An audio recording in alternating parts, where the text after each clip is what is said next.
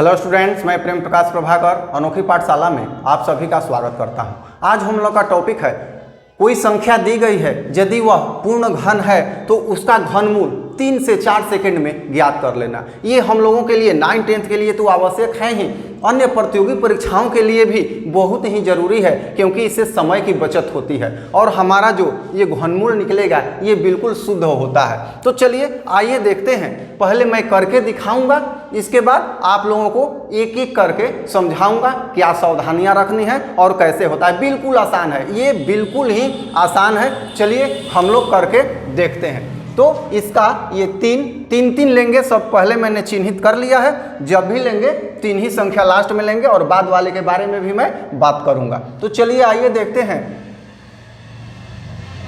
4 4 2 3, इसके बाद 5 1, इसके बाद 2 8, इसके बाद 3 है 7 2, इसके बाद 8 है 2 5। इतना जल्दी इससे भी आप लोग जल्दी कर लेंगे, क्योंकि मैं जानता हूं कि हमारे दिमाग से आप लोगों का, स्टूडेंट्स का दिमाग बहुत ही तेज होता है। तो चलिए ये कैसे हो जाता है, आइए अब हम इस पे बात करते हैं।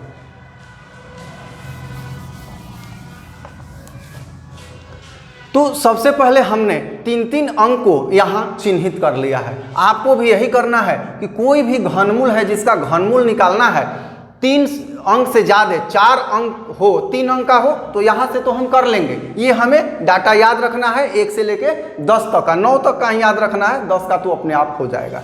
इसके बाद की बात है, 3 संख्या 3 अंक लेंगे, अर्थात एक संख्या बना लेंगे प्रत्येक में। ये हमारा पहला काम है। अब दूसरा काम हम देखेंगे कि ये जो संख्या हम बना रहे हैं उसका अंतिम अंक क्या है, तो 4 है, इसमें खोजेंगे। 4 कहाँ है, यहाँ है। इसका घनमूल क्या होगा, 4, तो यहाँ हम लिख देंगे 4। अब बात होगी इसकी, ध्यान दीजिएगा। 85 है, 85 है, तो इसमें यहाँ से लेके यहाँ तक देखेंगे कौन ऐसी संख्या है जो 85, जिससे 85 ठीक अधिक है। इसमें से किससे ये 85 ठीक अधिक है, अर्थात अधिक तो 1 से भी है, 8 से भी है, 27 से भी है, 64 से भी है, इससे अधिक नहीं है। तो ठीक अधिक का मतलब होता है 64। 64 से ठीक अधिक 85, क्योंकि 85 के बाद अब आ गया है 125, जो कि 85 से अधिक है। तो ठीक अधिक 64 का 4, तो यहाँ हम लिख देंगे 4।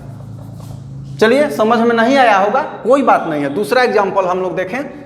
768, अंत में क्या है, 8। यहाँ देखेंगे कहाँ है 8, तो यहाँ है हमारा 8। 8 का कितना होगा, 2, बचा 32। 32 इसमें से किससे ठीक अधिक है, तो 27 से ठीक अधिक है 32, क्योंकि अब 27 के बाद 64 जो कि 32 से ज़्यादा है। तो 32 से ठीक अधिक है 27, तो 27 लेंगे। 27 का कितना होगा, 3, ये हो जाएगा 32। अब देखेंगे इसका 375, लास्ट में क्या है, 5, तो खोजेंगे 5 कहाँ है, यहाँ, इसका होगा 5। बचा कितना, 3 किससे अधिक है, ठीक अधिक, 8 से कम, 1 से ठीक अधिक, तो 1, 15। अब समझ में आ रहा होगा, जरूर समझ में आएगा, नहीं है समझ में आ रहा है, कोई बात नहीं है, इससे आ जाएगा। 368, लास्ट डिजिट कितना है, 8 है। यहाँ देखेंगे 8 कहाँ है, यहाँ है। इसका घनमूल 2, तो यहाँ लिख देंगे इकाई अंक 2। बचा कितना, 551, तो 551 किससे ठीक अधिक है, तो 700 तो ज़्यादा हो रहा है, 512 से ठीक अधिक है, तो 512 का 8, यहाँ हम लिख देंगे 8। बिल्कुल समझ में आ जाएगा, बिल्कुल आ जाएगा। चलिए ये आप लोगों के लिए है 3 668 लास्ट डिजिट 3, 3 कहाँ मिलेगा, कहीं एक जगह ही मिलेगा, यहाँ है 3, इसका घनमूल 7, तो इकाई अंक हमारा हो गया 7। बचा कितना 19, ये किससे ठीक अधिक है, तो 19 8 से ठीक अधिक है, क्योंकि उसके बाद हो जाता है 27। तो या इस ऐसे भी हम समझ सकते हैं 8 27 के बीच में 19 है, तो सबसे कम कौन है, 8 है, तो 8 को ही हम लेंगे, और 8 का घनमूल कितना है, 2 है, यहाँ हो गया 2। अब इसकी 608, लास्ट में डिजिट है 8, तो 8 है यहाँ, 8 का होगा 2, इकाई अंक हो गया 2। अब बचा 140, तो 140 जो है किससे ठीक अधिक है, तो 125, और 125 का कितना होगा 5। तो इस तरह से हमने ये कैलकुलेशन कर लिया, और ये जो है सबका घनमूल निकल गया। मैं आशा करता हूँ कि आप सबको समझ में आ गया होगा। कोई भी आप संख्या लीजिए जो पूर्ण घन है, तो उसका घनमूल निकालिए इस विधि से, देखिए वो आपका निकल के आपके सामने आ जाएगा। मैं आशा करता हूं कि आपको समझ में आ गया होगा। समझ में आया होगा तो लाइक ज़रूर कीजिएगा। हमारे चैनल को सब्सक्राइब नहीं किए हैं तो सब्सक्राइब भी कीजिएगा, ये रिक्वेस्ट है आपसे। धन्यवाद।